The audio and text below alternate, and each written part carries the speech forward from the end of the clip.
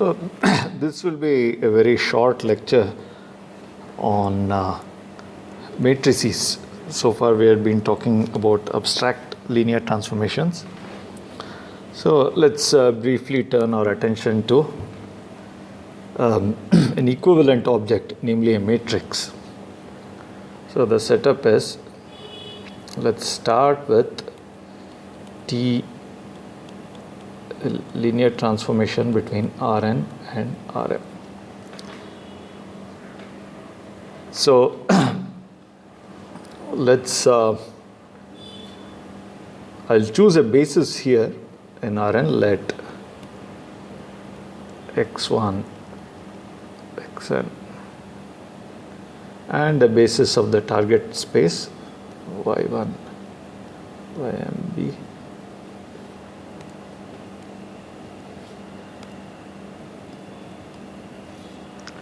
basis of Rn and Rm respectively.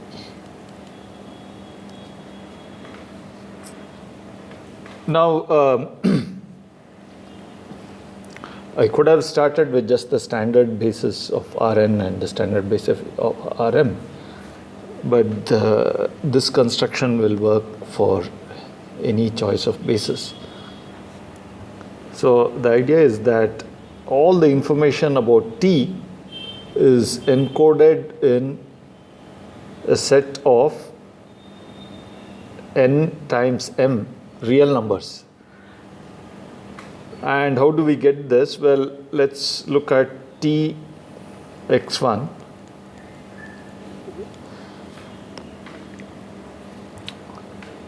I know that this, it's an element of Rm, therefore I can write it in terms of this, the target basis.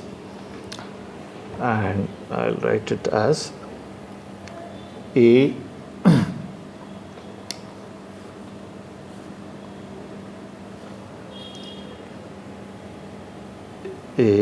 I1 yi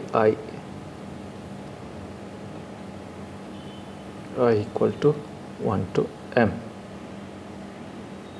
and ai1 are some real numbers.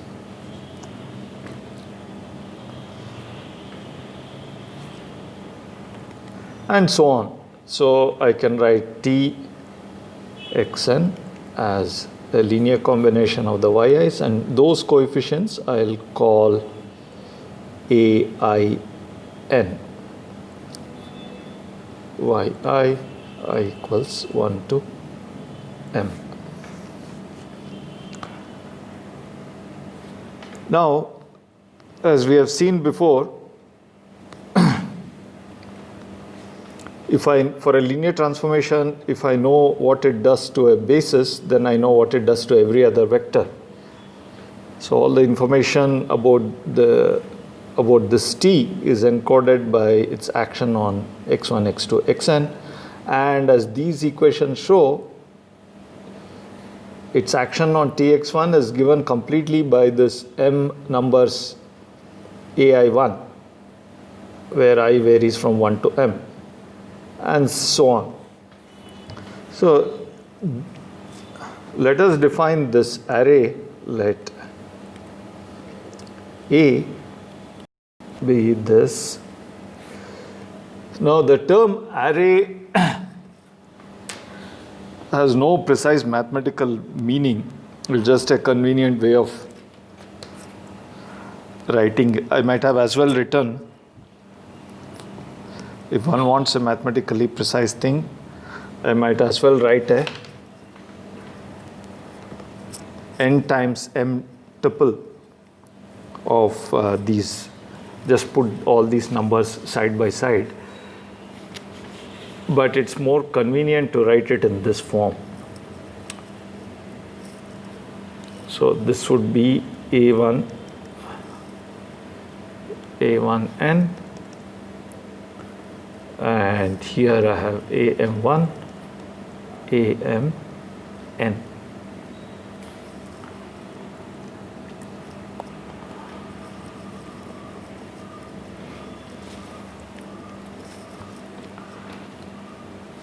yeah, before I go to the next page, notice that Tx1,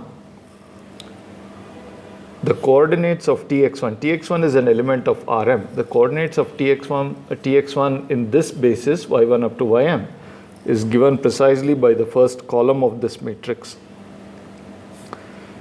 So the rows of this matrix have no meaning, no direct meaning in terms of this linear transformation T, but the columns have a very simple interpretation.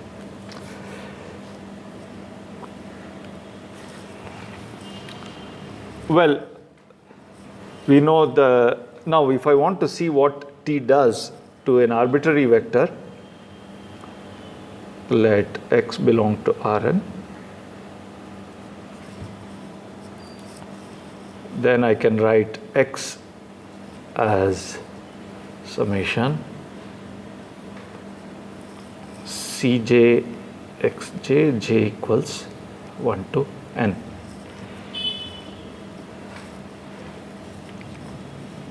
And then Tx would be summation j equals 1 to n Cj by linearity Txj,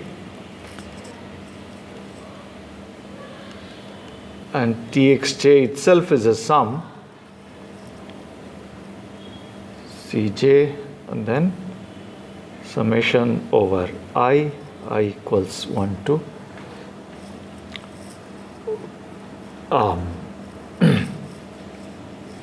1 to m. So this would be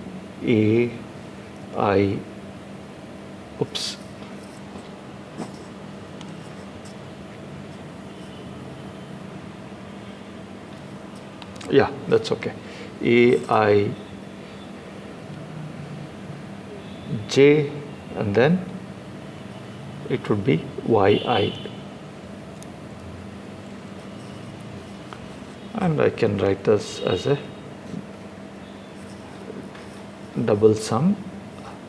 So I equals 1 to m, j equals 1 to n. I interchange the orders, and this would be Aij, Cj, and then yi.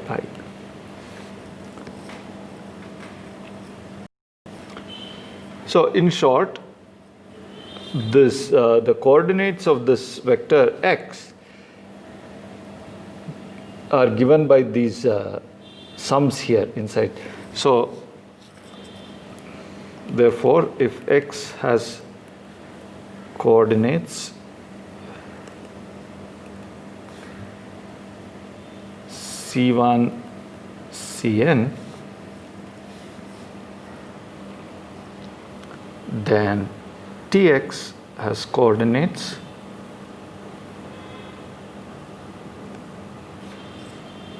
Of course, whenever we talk about coordinates, we must keep in mind that bases are involved. So coordinates always is always with reference to a specific basis. So right. So here this is summation A 1j Cj j equals 1 to n, etc. A, and then the last term would be A m j Cj j equals 1 to n.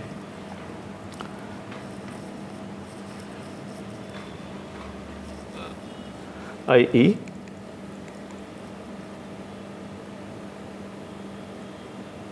the coordinates of Tx are given by the matrix product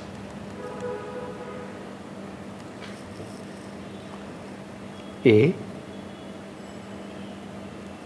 and then you write the coordinates of x as a column vector.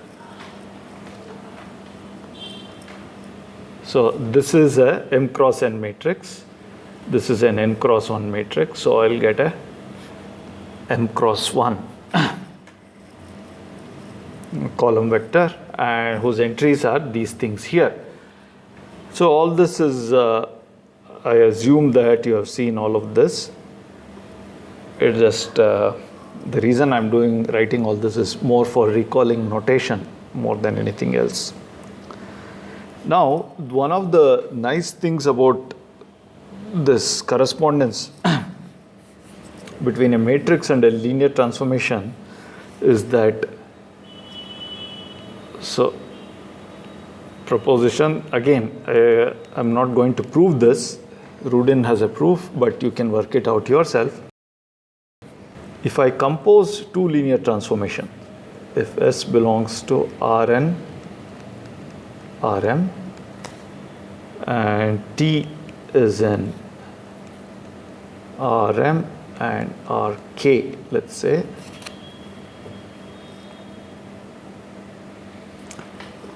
so let me write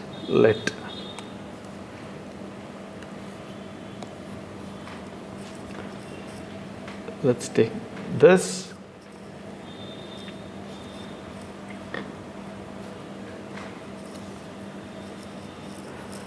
if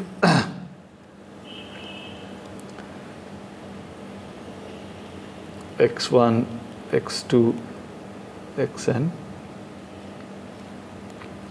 y1, y2, ym, z1, z2, zm, zk are bases of Rn, Rm, and Rk respectively, then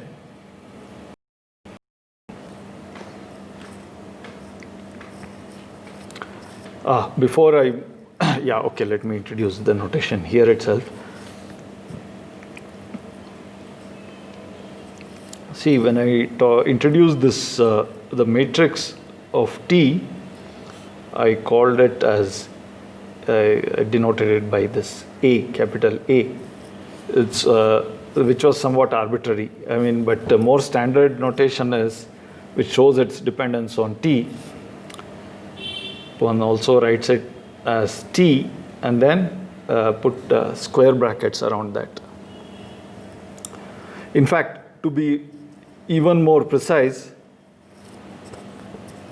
if one calls this basis B1, capital B1, and this by B2, one can put a B1 and B2 right here as a subscript as well. But let me not do that, since anyway we'll just be working with standard basis most of the time. So let T belong to this, S belong to this, and okay, right, basis. Then the matrix of the linear transformation T composed with S.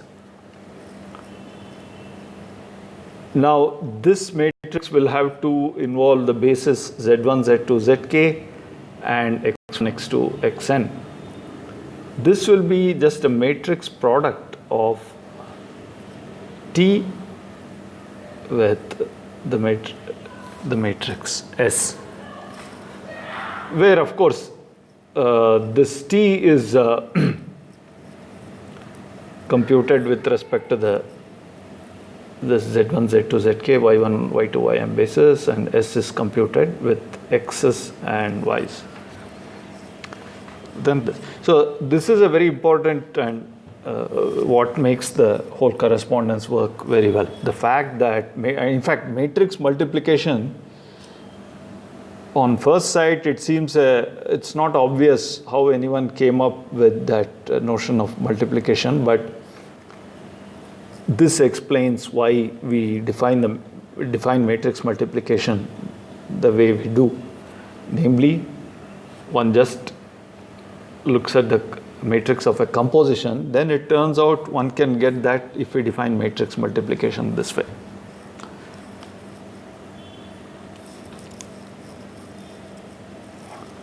Right.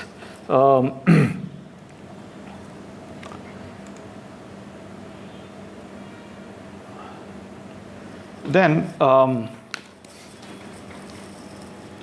there was one more thing. Yeah, okay, fine. That's it, I guess.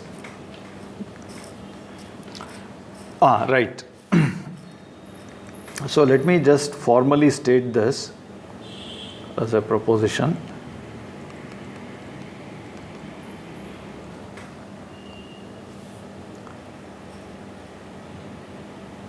Let M, this is an M, capital M, NMR, be the set of N cross M matrices.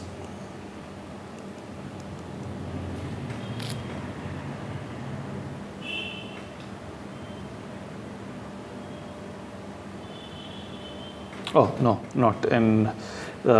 Here I got M cross N.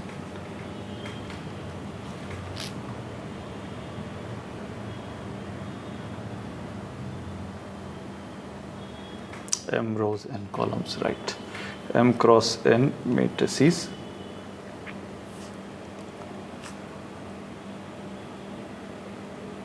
This is a vector space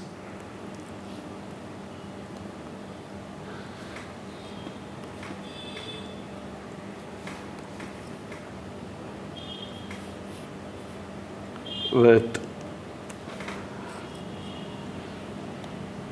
the usual addition of matrices. We know how to add matrices of the same size. We just add the entries, corresponding entries. And we also know how to multiply a real number with a matrix. We just multiply every entry with that real number, and with the usual addition of matrices and scalar multiplication with a real number.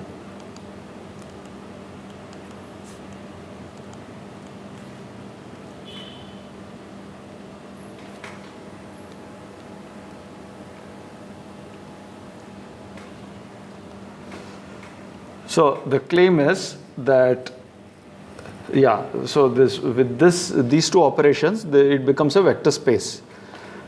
And not only that, well, and we already know that the space of linear transformations is also a vector space. So there are two things. One is the dimension of this vector space, M, N, M, R, is N times M. One can explicitly write down a basis, which is the analog of the standard basis.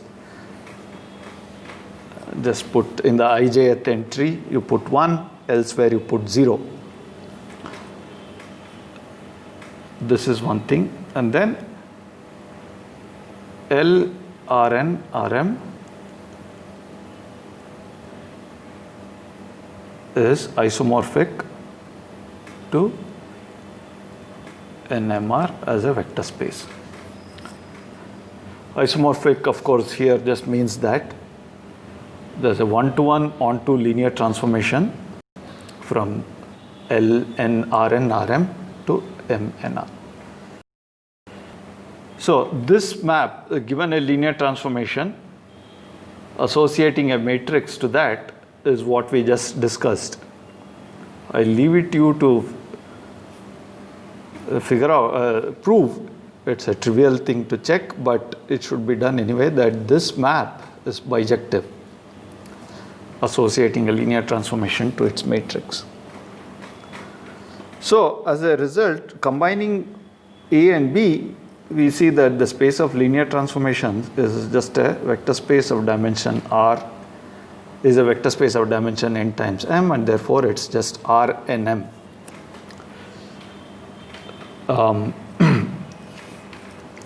The next thing is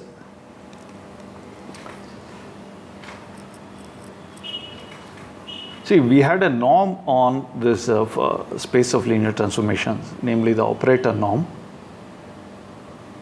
Actually, we had a whole bunch of norms on this vector space. Every time we put a norm on Rn and a norm on Rm, we get a corresponding operator norm. So, but if we just stick to the standard Euclidean norms on these two Rn and Rm, we have a specific norm, operator norm on L, Rn, Rm. But on the other hand, in space of matrices, there are other natural norms which sort of things one immediately thinks of. Namely,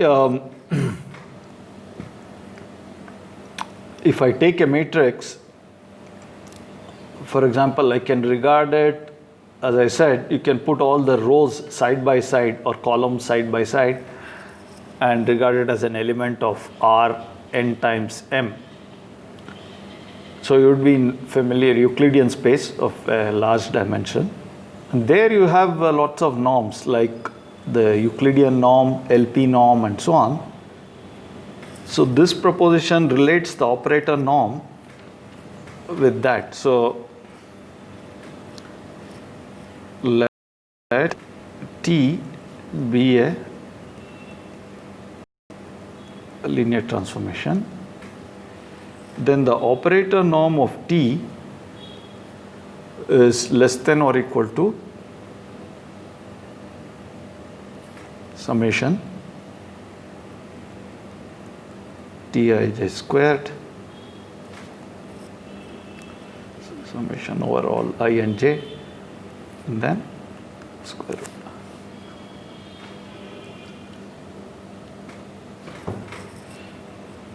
Now, what is, of course, this Tij is just the entries of this matrix. So I equal to 1 to m, j equal to 1 to n. The entries of this matrix corresponding to T. So let's quickly prove this. So we start by looking at let x be in Rn. Let's look at Tx, norm of the squared. Now we know that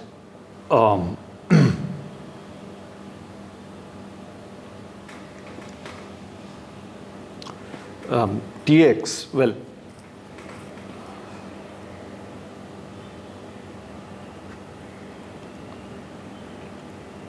let's go back to this point here. The Tx has these coordinates here, which I wrote in the top of the page. And when I look at the Euclidean norm of Tx, I'll be just squaring all these terms and adding them up.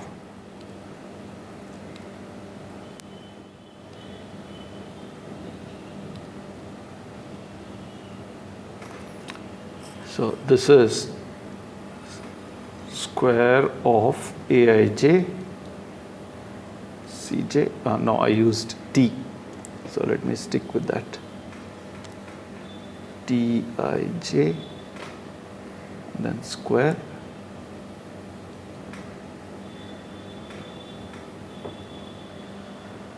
so this is over j, which will be less than or equal to, now I use the something which I have already done, the Cauchy-Schwarz inequality. J Aij squared, again it should be T, Tij squared, and then again Cj squared,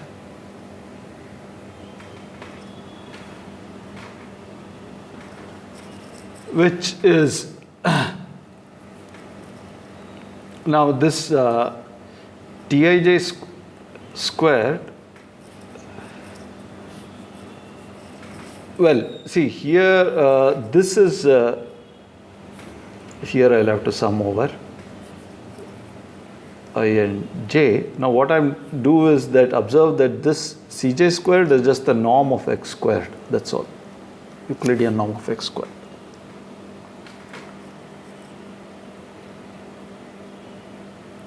By the way, here actually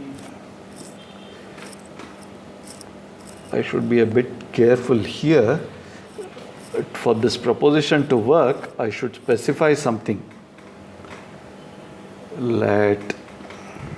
So assume that I'm working with, the assumption is that this x1, x2, xn and y1, y2, yn be the standard basis. Standard basis. Actually, just any orthonormal basis will do, but let's just stick to standard basis. Then this is, everything works out fine. So, because one is working with the standard basis, then this Cj squared is just norm x squared, the standard Euclidean norm, right?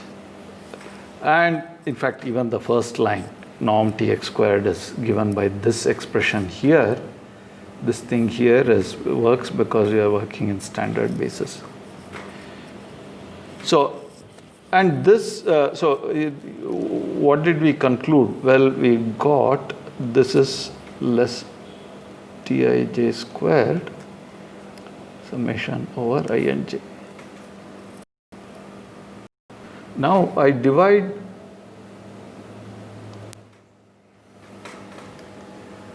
so we assume x not equal to 0, and then therefore norm, or if I can just assume norm x less than or equal to 1, either way, then I take sup over all x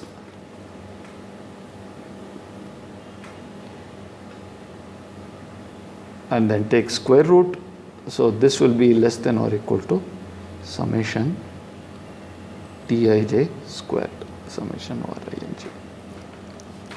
So in short, the operator norm, what we have, the operator norm is less than or equal to the standard Euclidean norm of a matrix. So therefore, in words, the operator norm is less than or equal to the Euclidean norm of the corresponding Euclidean norm of the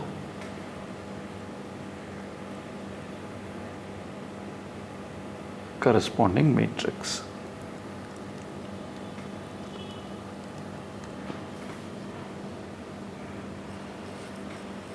So this will be, yeah, we'll soon use it. So this ends my brief discussion of matrices, and then next I'll talk a bit about metric spaces. Okay, let's stop here.